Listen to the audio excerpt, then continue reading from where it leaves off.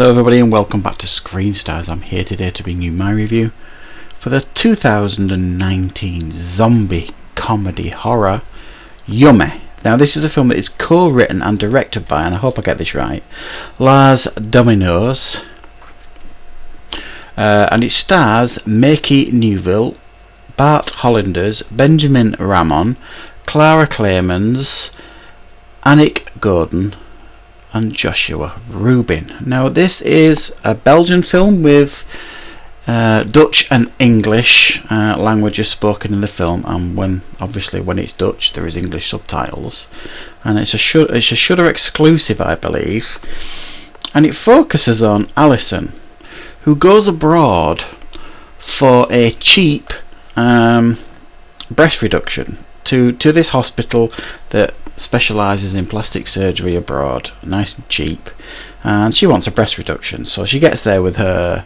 boyfriend and her mother, who also wants a bit of work doing. However, what they don't realise is that this hospital has been doing some stem cell research that they shouldn't have been doing, and it has led to some side effects that aren't particularly desirable. And essentially it turns people into zombies. So the zombie virus is released in the hospital, chaos ensues, and then it is a case of trying to get out of the hospital alive as the zombie hordes increase. Right, so what are my thoughts on Yummy? Well, I'll be honest, I didn't really need to see another zombie film right now. Let's be honest, it's a very tired genre. I have seen a couple of decent ones fairly recently, and this one actually is a bit of a pleasant surprise. It's never easy getting horror and comedy right. The blend isn't easy to get right, and I think this does it just nicely. It's very light on the humour here for the most part, and about halfway through it pretty much loses its sense of humour altogether, and it becomes like a survival movie, a zombie movie, more of the typical thing that you would expect, and there's not much in the way of comedy from that point on. But it's well made. It's almost satirical in its approach. It's almost making fun of zombie films for the most part. It's full of all the tropes that you would expect, but they're there on purpose, if you know what I mean.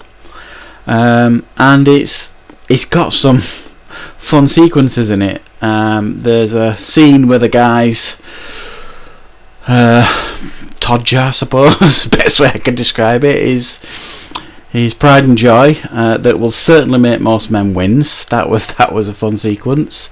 There's a really gory sequence with a guy with a shredding machine.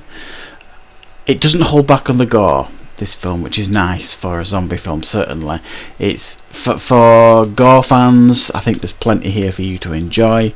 The performances are all absolutely fine. There's a couple of the characters that are a little bit predictable. There's a bad guy in it that is pretty one-dimensional really. He's just out for himself, and a bit of a bad one, but there's nothing else to him really. They don't really develop it in any way.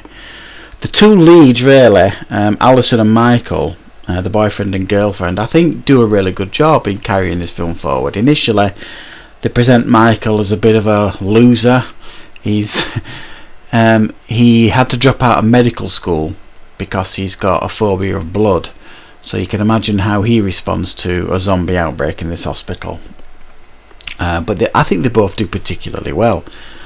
I think where this film kind of doesn't work is, like I say, about halfway through it just becomes a fairly generic zombie survival film, getting out of this hospital alive, even though it's still well put together at that point. It doesn't offer up much in the way of surprises, and they kind of run out of ideas as well, because once they get outside they find that there's a wall of police there that is killing anybody that leaves the hospital. So that led me to think of, well, how did the police A, know to get there in the first place, and B, know that the zombies and stuff, and that they had to kill everybody because they don't want this zombie outbreak.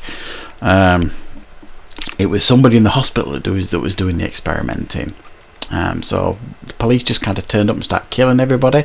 Bit of lazy writing going on there. but it's a fun film. I did enjoy my time watching it, and that's saying a lot for a zombie film, because like I say, it's a very, very tired genre, and they kept trying to keep you interested and surprised, but I'm not going to lie, the ending sucked from my perspective. To say it's like a horror comedy, I mean, they don't leave you with any real hope at the end here, and that's probably the point. I don't know, but I was kind of hoping for something a little bit better in regards to the ending. I thought it felt a little bit naff from my perspective, but I think it's a well-made zombie horror film. Some great effects, there's some good gore, there's some great performances, it's a decent idea. The humour that we do get here is pretty fun, pretty interesting, and it does make for a little bit of a different zombie horror film. But I don't know, it's a genre that's so tired now. How do you make your film stand out? Has this film done enough to stand out in an absolutely crammed, packed market? Probably not. It's one that you'll watch and enjoy, but it's not one that you'll watch and think, wow, that's going to be a classic in years to come, or anything like that. But you kind of know what you're going to get when you look at the tagline: facelifts, boob jobs, and zombies. So it ain't trying to be anything, meaningful in that sense in the genre. It's just trying to be fun, and it kind of manages that.